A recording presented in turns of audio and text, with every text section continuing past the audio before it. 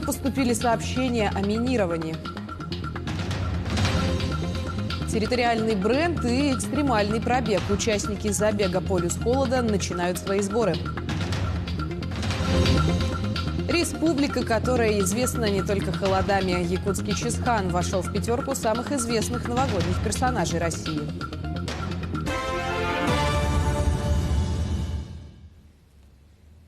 Неизвестные сообщили о минировании в Северо-Восточном федеральном университете утром 20 января. В связи с сообщением сотрудникам и студентам университета рекомендован удаленный режим учебы и работы до выяснения обстоятельств. По предварительным данным, также аналогичное сообщение поступило сразу в несколько школ столицы.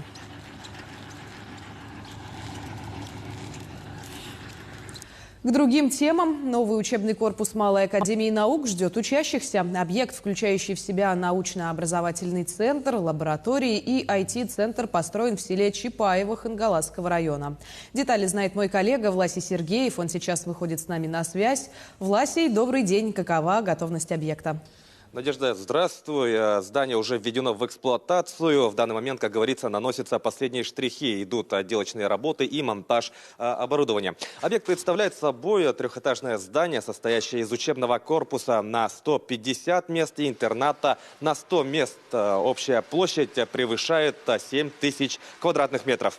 Учебный блок включает в себя лабораторию, естественно, научного цикла, научно-образовательный центр по изучению криолитозоны, центр биотехнологий, IT-центр, группа помещений общественных пространств, пищевой и спортивные блоки.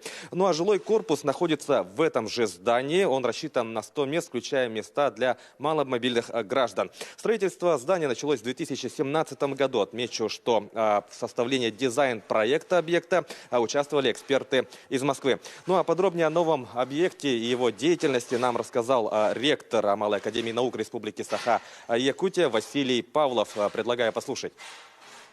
Здесь дети могут с 5 класса по 11 класс заниматься. Мы абсолютно открыты для всех. Существует наша платформа, которая называется lk14.ru, через которую записываются на наши все профильные смены.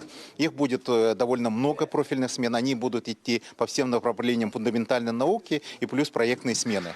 И также у нас очень сильное такое направление искусства и креативные индустрии. То есть там тоже у нас большой фронт работы. И также у нас спортивные ребята, которые будут тоже здесь принимать участие в разных мероприятиях, у них тоже будут свои смены.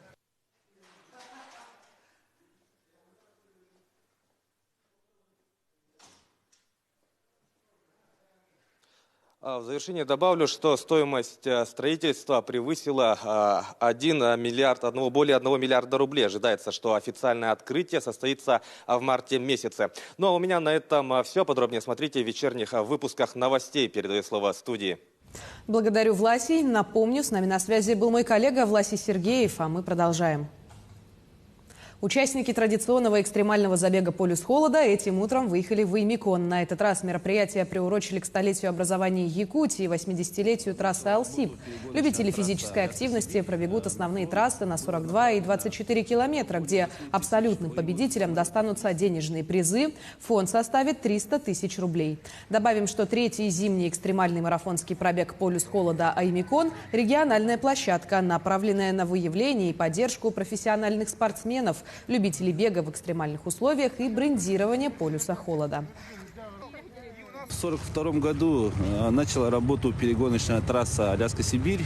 На фронт было направлено более 8 тысяч боевых самолетов и истребителей. Это не только для авиаторов Якутии, но и для всех жителей Республики Саха-Якутия очень знаменательная дата.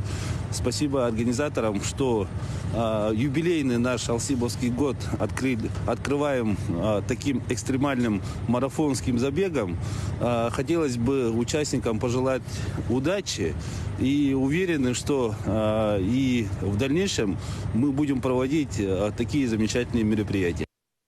Далее смотрите брифинг оперативного штаба по эпидобстановке в регионе. Узнаем, сколько человек заразились коронавирусом за минувшие сутки и принимаемых мерах против инфекции.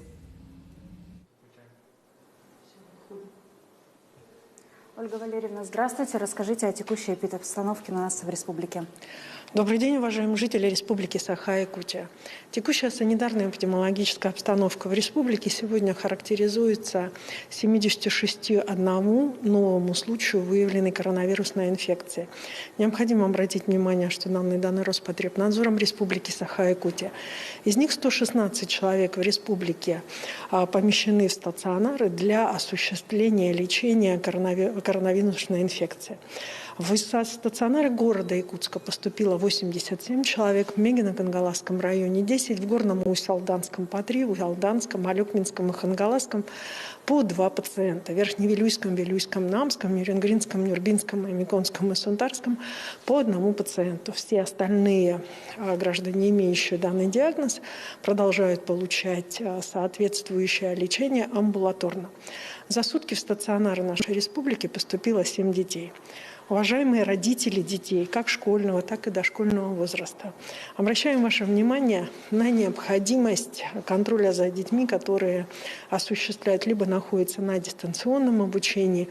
В связи с чем обращаем ваше внимание на то, что при том, что дети в большей степени должны находиться дома под вашим, соответственно, контролем, который вы уже в обычной для вас форме осуществляете. Кроме того, обращаю внимание на то, что у нас продолжается дистанционное образование детей, всех, кроме 9-11 класса, как выпускных. И, соответственно, в режиме повышенной готовности работают детские сады. На настоящий момент все воспитатели детских садов проходят соответствующее экспресс-тестирование перед заходом в группу. Родители информируются о том, что при появлении у ребятишек признаков острых респираторных заболеваний они не приводят в этот момент детей в группу. В группах осуществляется двухразовая термометрия. Я прошу, соответственно, родителей отрабатывать вместе с руководителями дошкольных учреждений о получении полной информации для того, чтобы связь была обратной. В отделениях реанимации у нас сегодня врачи в целом борются за жизнь 10 крайне тяжелых больных. Все эти 10 больных были не вакцинированы. Вообще количество больных в тяжелом состоянии 66 пациентов. Ну и, соответственно, все пациенты эти в основном, за исключением 2, не получали вакцинацию. Всем заболевшим оказывается соответствующая медицинская помощь. Несмотря на увеличение количества выявленных случаев и достаточно большое увеличение количества, учитывая, которое связано прежде всего и со скоростью распространения инфекций, у большинства заболевших регистрируется пока легкое течение проведения заболевания, в связи с чем, соответственно, осуществляется их амбулаторное лечение и контроль.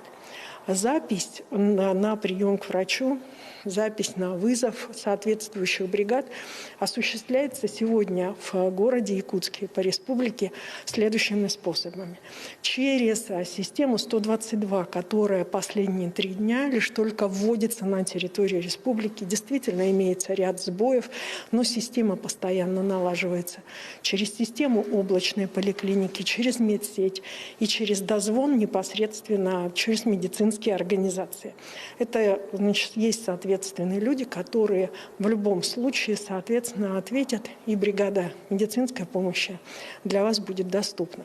Необходимо обратить внимание на то, что обстоятельства, что в первую очередь на вакцинацию против новой коронавирусной инфекции.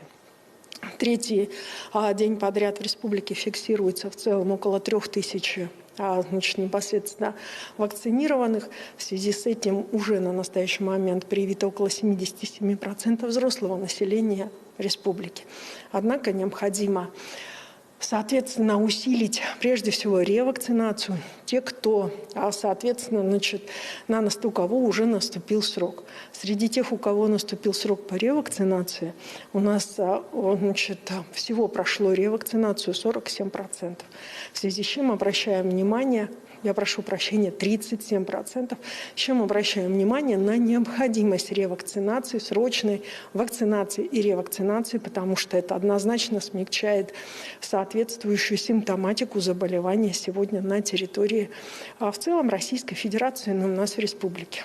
Уважаемые работодатели, в соответствии с указом главы Республики Саха-Якутия, подписанным вчера, необходимо обратить внимание на следующие моменты.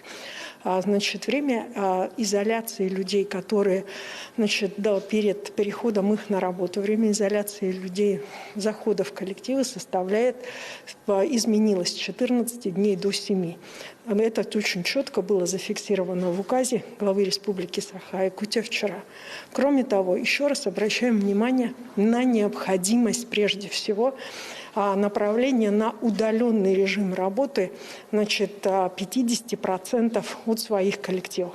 И если ранее в основном основной целью подобного рода удаленной работы была защита тех, кто по ряду причин не может вакцинироваться или имеет медицинские отводы, то сейчас необходимо четко понимать, что в этих 50% должны быть и люди, которые в последующем, если заболеют те, кто работает на постоянной основе, так сказать, основной состав сейчас, должны заменить их, встать на их место в качестве резервного состава. Уважаемые жители Республики Саха-Якутия, оперативный штаб учреждения здравоохранения Республики четко действует в соответствии с утвержденным планом по предотвращению омикрона, утвержденным главой Республики Саха-Якутия.